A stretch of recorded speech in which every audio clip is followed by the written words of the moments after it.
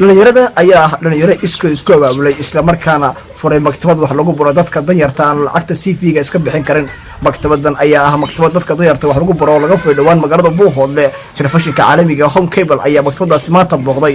dhalinyarada oo darasi gaar ah siiyay telefishinka Home Cable ayaa waxay ka hadleen muhiimadda maktabadan ay u leedahay dadka danyarta aan iska bixin karin lacagta CV-ga. inta deegaanka furan tahay dadka deegaanku runaantii maktabada way yimaadaan wax way ku akhriyaan buugaagta way qaataan way soo celiyaan qaarna inta yimaadaan wax ku akhriyaan. waxaan dareennay inay tahay baahi weyn oo bulshada reer Buuhoodle ay qabtay oo annagu aan buuxinay. waliba laba mowduuc bulshada gobolka aad u sidanaysa. labada mowduuc waxa weeye buugaagta suugaanta iyo buugaagta sooyaalka taariikhda ka warramaya. labada mowduuc bulshada aadka ugu baahan tahay. inta badan dadku ma fahansana sheekooyinka meel awaalka iyo sheekafanadan inta badan wacyiga iyo waaqac bulshada laga hadlo ma fahamsana oo fikir guud kama haystaan. kaliya iyagu waxay daranayaan inay helaan buugaag sooyaal iyo taariikh iyo suugaan ah. intaas ay u daneynayaan.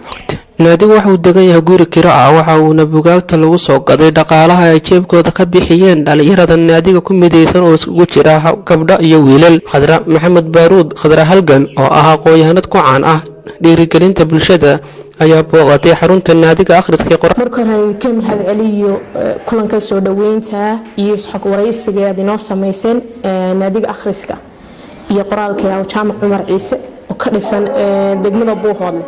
in hawsha aad bilowdeen ee wanaagsan ay ku dhiirigeliyo sidaas la mid ah waxay ku dhiirigelinayeen halgankaas sii wadaan oo idaan niyad jabin warno dhalinyaro tihiin oo ardayda tihiin ardaynimada iyo duruufaheeda waan ka wada warhayna laakiin halgankiina aad bilowdeen noqon caadifadii Soomaalida ee waqti sida xunbada ahayd laakiin noqoto wax maxaan ku raahdaa aad ka mid dhalisaan. waa wax aad iyo aad muhiim ah oo markii horeysay quraanku soo degay qofba intuu ka akhris baday kale ka aragti fog. waxaan ku boorin lahaa ardayda ila midka ah inay akhriska iyo qoraalka aad dhiirigeliyaan. qof waliba intuu akhriyo buu yaqaanaa. dadku waxaad maqlaysaan professor iyo doctorate iyo wanba intuu akhriyay baa sumcadda iyo magaca u yeeshay.